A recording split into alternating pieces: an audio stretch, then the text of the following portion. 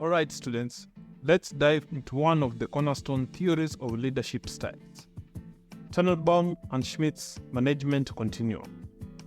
Now picture this, you are at the helm of a team and you are faced with the eternal question, how much control should you keep and how much should you give away? Well, Tannenbaum and Schmidt have a few insights on that. So imagine a sliding scale of control ranging from tell all the way to empower and even abdicate. Let's break it down, shall we? Number 1, tell. This is where you keep all the control and simply dictate what needs to be done.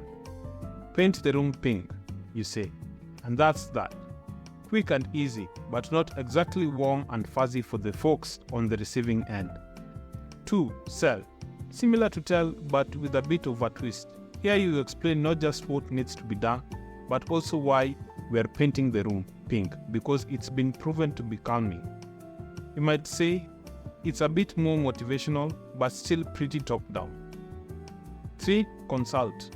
Now we are getting somewhere. Instead of just telling or selling, you invite input from your team. What do you think about painting the room pink? Any concerns? This takes more time and carries the risk of pushback, but it can lead to better quality decisions. 4, share. Here's where things get interesting. You sit down with your team and make the decision together. What color should we paint the room? You ask. You've still got some control, but you're sharing it with your team.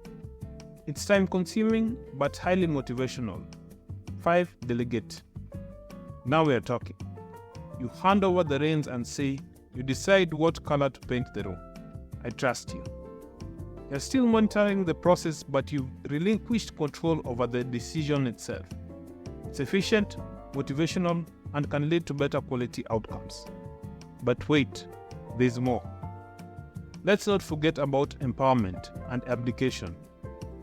Empowerment. You give your team full autonomy over the decision, but you're still there to offer support if needed. Paint the room however you like.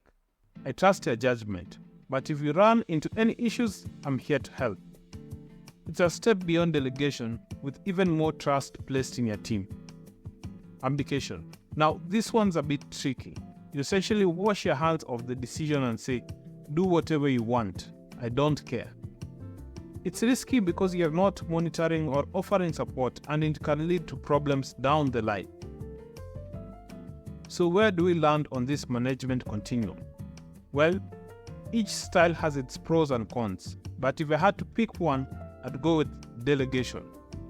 It strikes a balance between efficiency, motivation, and quality, without the risks associated with empowerment or abdication.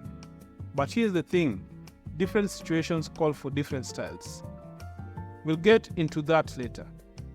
For now, just remember it's all about finding the right balance between control and autonomy, and knowing when to step back and let your team shine.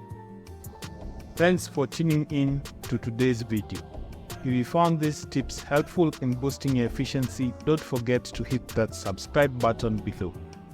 For those of you looking to take your game to the next level, consider checking out the resources in the description to unlock exclusive strategies tailored just for you. And before you go, make sure to check out the next video on our channel for even more insights and techniques to supercharge your efficiency. Remember, with the right tools and mindset, you can achieve anything you set your mind to. Until next time, stay focused and stay productive.